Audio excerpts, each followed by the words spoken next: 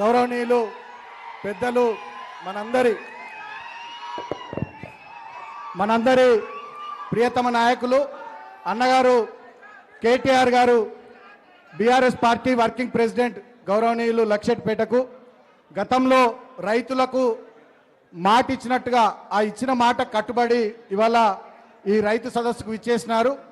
ఇక్కడ అనుకోకుండా ప్రభుత్వం యొక్క దుర్మార్గం వల్ల సకాలంలో వడ్లు కొనకపోవడం వల్ల కొనుగోలు కేంద్రాలు చక్కగా నిర్వహించకపోవడం వల్ల ఆనాడు అకాల వర్షాలకు 4 రైతులు ఆనాడు దుర్మరణం చెందితే మాజీ మంత్రివర్యులు పెద్దలు జీవన్ రెడ్డి గారు ఇక్కడికి వచ్చి మాజీ శాసనసభ్యులు దివాకర్ రావు అన్న వీళ్ళందరూ కూడా కలిసి ప్రభుత్వం మీద ఒత్తిడి తీసుకొచ్చి ఆ రైతు కుటుంబాలకు న్యాయం చేయాలని చెప్పి దాదాపు ఎర్రటెండలో 4-5 గంటల పాటు రాస్తారోకో చేసిన ఈ మానవత్వం లేని రేవంత్ రెడ్డి ప్రభుత్వం దున్నపోతు మీద వానబడ్డట్టుగానే వ్యవహరించింది తప్ప రైతు కుటుంబాలను ఆదుకుంటామని చెప్పి ముందుకు రాలేదు.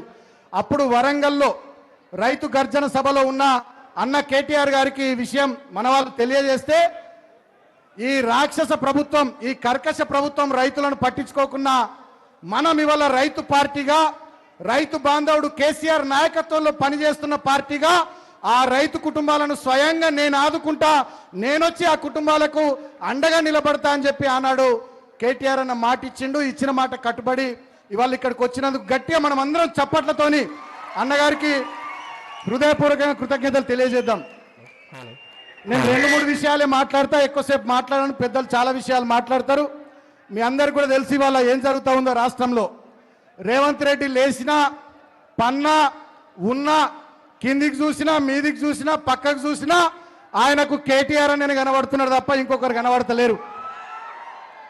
ఇవాళ రేవంత్ రెడ్డి ప్రభుత్వానికి వాళ్ళు ఇచ్చిన 6 గ్యారంటీల విషయంలో కానీ 420 హామీల విషయంలో కానీ చెప్పిన వివిధ డిక్లరేషన్ల విషయంలో కానీ రాష్ట్రమంతా పర్యటిస్తూ రేవంత్ రెడ్డి చేసినటువంటి మోసాలు, కాంగ్రెస్ ప్రభుత్వం చేస్తున్నటువంటి దుర్మార్గాలను ఎక్కడికక్కడ ఎండగడుతూ ఇవాళ మా పరిస్థితి ఏందో అని చెప్పి బాధపడుతున్న తెలంగాణ జనానికి ఆపద్ బాంధవుడిలాగా అండగా నిలబడుతున్నటువంటి మన నాయకుడు కేటీఆర్ అన్న.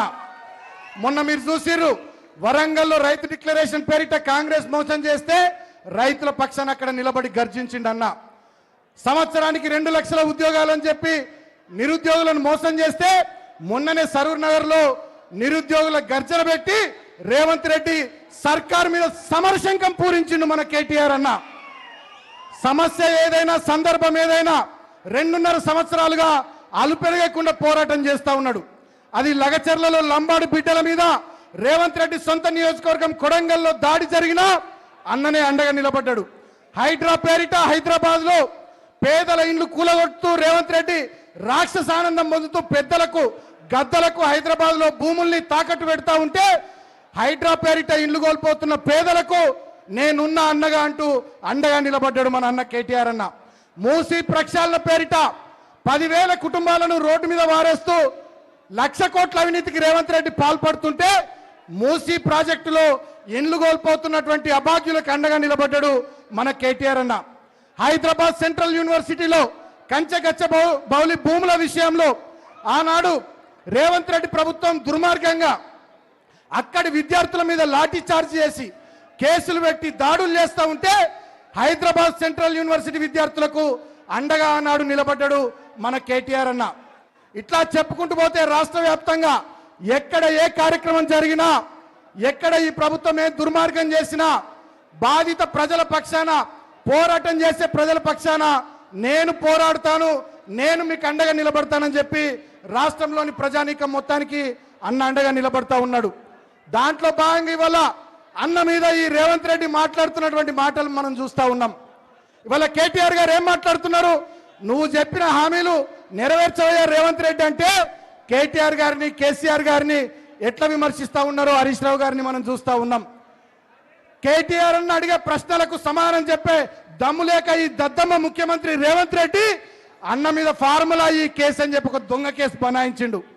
అన్న అన్నాడు, ఛాలెంజ్ చేసిండు, బిడ్డ రేవంత్ రెడ్డి మేము ప్రశ్నిస్తున్నందుకే నువ్వు కేసులు పెడుతున్నావు కదా, అవసరమైతే మా ప్రజల పక్షాన ఎంత దూరమైన పోరాడతాం మేము తప్ప మాట తప్పం మనమ తిప్పమని చెప్పి మొండిగా గట్టిగా నిలబడి ఇవాళ ప్రజల పక్షాన పోరాటం చేస్తున్న అన్నగారి నాయకత్వంలో మనమంతా ముందుకు సాగుదామని చెప్పి మీ అందరికి పేరు పేరున విజ్ఞప్తి చేస్తూ సింగరేణిలో కూడా మీరంతా గమనిస్తూ ఉన్నారు, వారసత్వ ఉద్యోగాలు లేవు, మెడికల్ బోర్డు లేదు, డిపెండెంట్ ఎంప్లాయ్మెంట్ గతంలో మనం ఇచ్చిన వాటి మీద విజిలెన్స్ ఎంక్వైరీ చేసిర్రు.